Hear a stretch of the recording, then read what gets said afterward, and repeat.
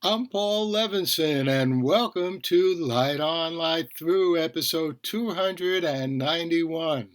My review of Outer Range, episodes 1.5 and 1.6. So here's my idiosyncratic review of one of the most idiosyncratic series on television ever. As I said in my previous review, we're in Twin Peaks territory here, or west of the Twilight Zone, certainly when it comes to the West Pasture. Now, there'll be spoilers ahead, of course. Here, though, are the two things that made the most sense to me in this wild episode. One, Autumn says that the pasture and everything that's going on in it and around it is about time, all the time that ever existed. Okay, that's a lot to chew, but it's true, even if it leaves us nowhere closer to figuring out what's really going on here. And two, the guy crashes into a bison that suddenly appears in front of him as he's driving, and Tony Orlando's Knock 3 Times is playing. Knock 3 times.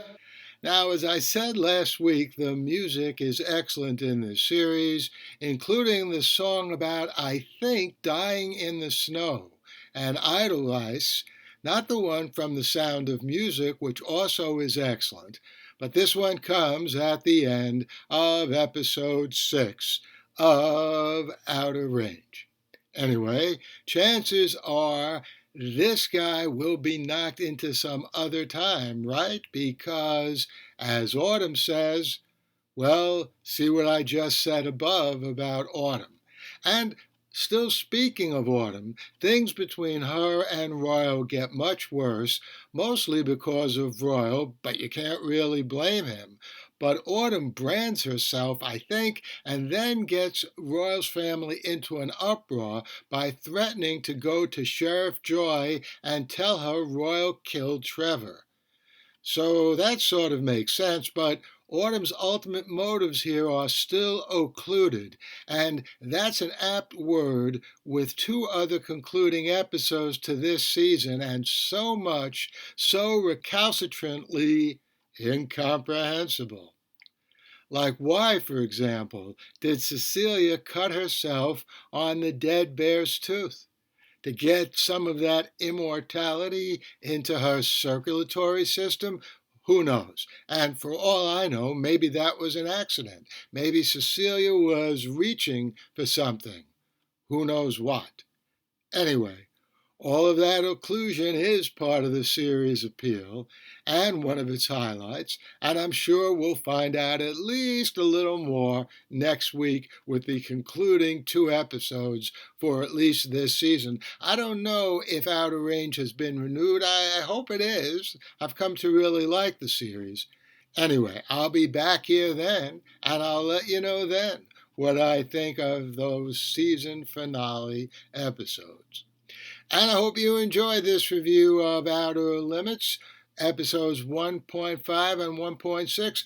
Let's see, I'll be back here very soon with a review of Slow Horses. I know I said that in my last podcast, but I will be back here soon with a review of Slow Horses and a review of the latest episode of The Man Who Fell to Earth, and you never know what else. In the meantime, stay safe, stay sound, and do what you can to help those brave Ukrainians get those Russians out of their country once and for all. The Light on Light Through podcast.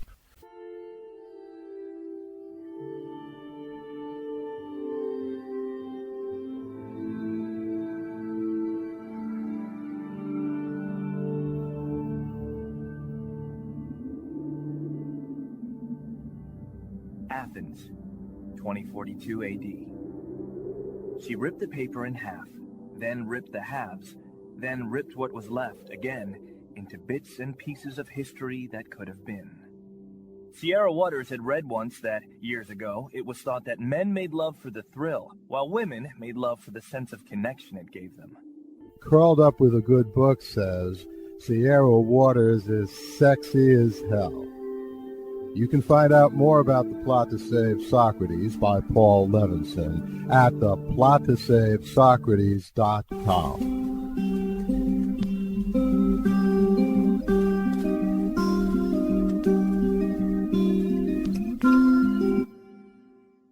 Paul Levinson Silk Code, about an ancient biotech war raging on in secret for centuries.